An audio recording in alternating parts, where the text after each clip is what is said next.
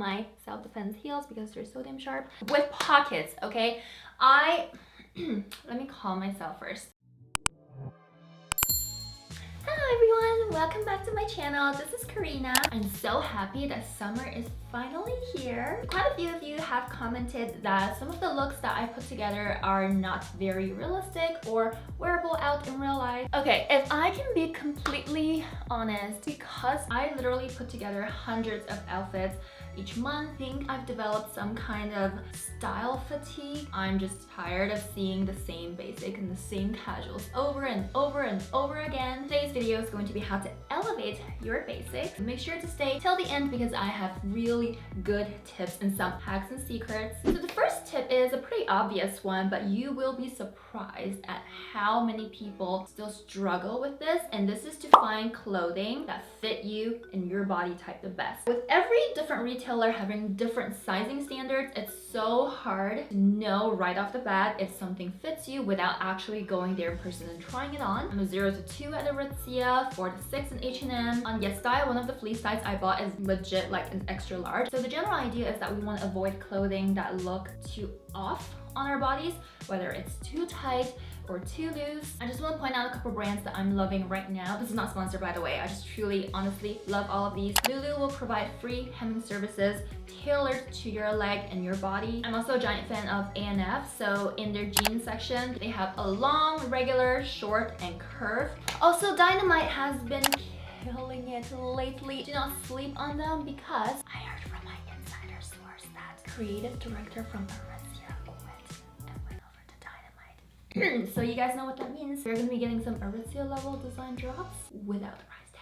They also have regular and short lengths for their denim collections. So this is a pair of jeans that I got from Zara. I absolutely love this jean to death. I've featured it in so many videos so far, and every time I wear it, people always ask me where it's from. But my only concern with it is that it's supposed to be a high rise, but it sits pretty low rise on me. So the solution is just to use one of these button pins. I've shown this hack in my Instagram, on my TikTok. It just looks like a regular pin for your clothing or your backpack. Then you would just put these here and push it in on the side. Now instead of doing this, we are gonna cross it over and button it on this one. Not only does it make it sit a little bit higher on your waist, it also creates this little cute V-shape design at the front here, which is a visual hack for making your waistline look more snatched. So now, after using the button pin, you can tell that it sits a little bit higher on the waist and it's a little bit more flattering. And because of this, the bottom of the jean is not like scraping the floor as I walk. So all in all, a better fit. So for this next basic look, we have this really casual white tank top and a pair of white denim shorts. When you want to spice things up a little bit more, you're gonna want to add some accessories.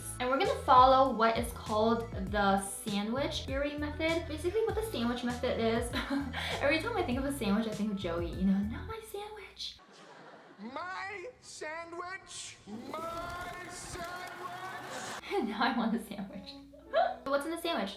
A layer of bread, and then you have your filling or stuffing, and then you have another bread. So trying to work that into our outfit somehow, we're gonna be thinking of our top and shorts as the pieces of bread, and then we're gonna be adding on accessories to complement them. So looking at the top part of the outfit alone, we have the hat, which is the bread.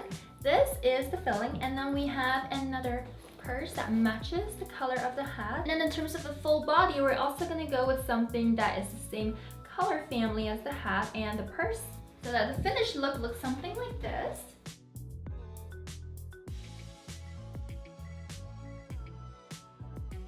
So another way that we can work the sandwich accessory method into this outfit is by putting on a loose flowy cover shirt or dress shirt. I feel like every single time in the summer I will always reach for one of these. They serve so many purposes. You can add another layer of warmth in case it gets chilly at nighttime, and it can also make your outfit look more elevated. So you can just wear it like this, done, or you can do this and tuck it in.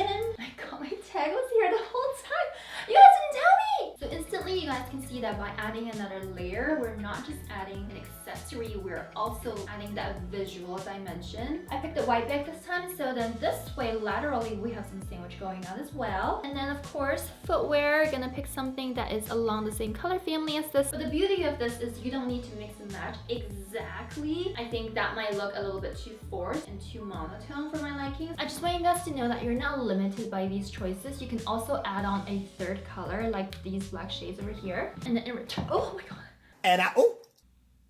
And then in return, we can just go with a black purse, match the sunnies. We can also go for more black and gold accessories like this.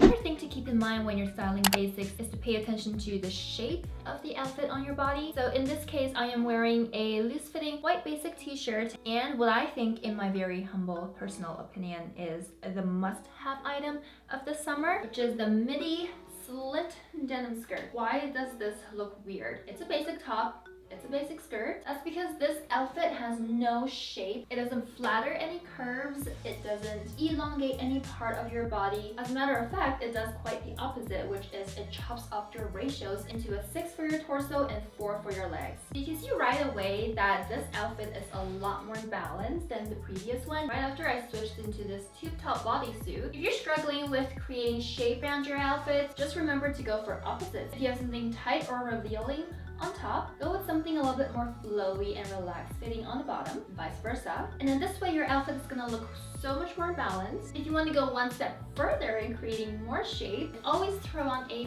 blazer. I love blazers because not only do they help with the sandwich effect, they also help with creating shape around your shoulder area. Because of the additional volume that the shoulder pads provide to the top part of your body, it's gonna have the visual effect of your waist appearing to be slimmer than it actually is. We're also gonna go for these boots that match the color of the blazer, finishing off with a white purse. I also like to scrunch up the sleeves of this just so I can expose my forearms, because I think it just makes the outfit appear to be less heavy. I think this outfit is definitely more on the elevator side of basics, so more smart casual. Also, let me know if you would like a smart casual lookbook or another functional adult lookbook summer edition.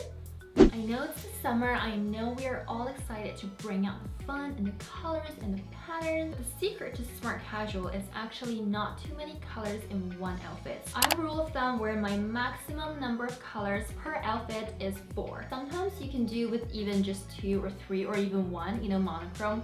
All black outfit will always work. The last thing we want to do when we're styling basics is to clash, 10 different colors and patterns in one outfit, and you're gonna end up looking like someone just puked rainbow all over your outfit, which if that's the effect that you're going for, by all means. So the next tip to elevating your basic outfit is actually to go into color theory. So this is something that I feel warrants its own video because there's so many tips and tricks. So please let me know if you would like to see a video dedicated to that. So we all know that neutrals will pair wonderfully with each other. By neutrals, I mean your whites, your blues, your beiges, and your blacks. Oh, and your grays. I think for some of you guys out there, your closet will only consist of these 5 colors. Am I correct? Hit that like button if I've described your closet down to a T. Those are something that you guys can put together like in your sleep. Everything will just match with each other. I really want to talk about 2 color combos that I actually think is really beautiful, and that is blue and beiges, which is something I'm wearing right now, and pink and gray. So for your blues and beiges, it's really easy to just go with any shade of blue jeans and any shade of beige top. Done. Or if you want to be a little bit on the fancier side, you can do what I'm doing here and swap the 2. I also have a white tank top on the bottom, and for accessories we're going with black and gold. So in total we have 4 colors in this outfit, and that is my personal maximum. Pink and gray is one of my absolute favorite color combos ever. I feel like it doesn't get covered enough by other bloggers. Seeing it widely used in a lot of the ballet core outfits for spring summer of this year, and also for Chanel 2024 spring summer collection. I'm just going for a basic pink t-shirt, and then we have this gray skirt. I honestly think this skirt is like one of a kind. It is so unique by design. It has this box pleat pattern on the front with belt hoops and elastic bands at the back. In case your measurements fluctuate throughout the day, which, let's be honest, everyone's do. It looks like a skirt from the front with pockets, okay?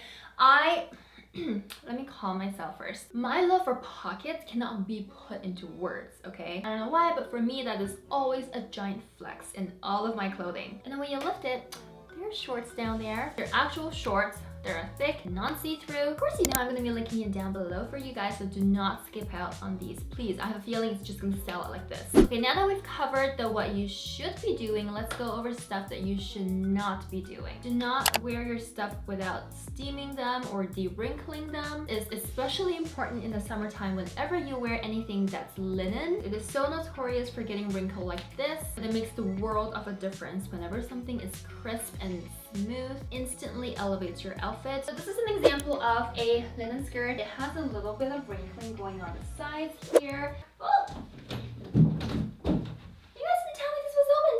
So what I suggest to everyone is just to grab a handy dandy little handheld steamer. This is by far my most used accessories ever. I got it at Walmart for $20 about 7 years ago. This is why a lot of times in a lot of my hauls, you guys are like, Karina, I bought the same item as you, but that doesn't look that great on me compared to it does on you. A lot of times when the clothes first arrive in their packaging, they're gonna be wrinkled. So make sure you take the time to steam out the wrinkles. Don't over accessorize. When I say over accessorizing, I mean this.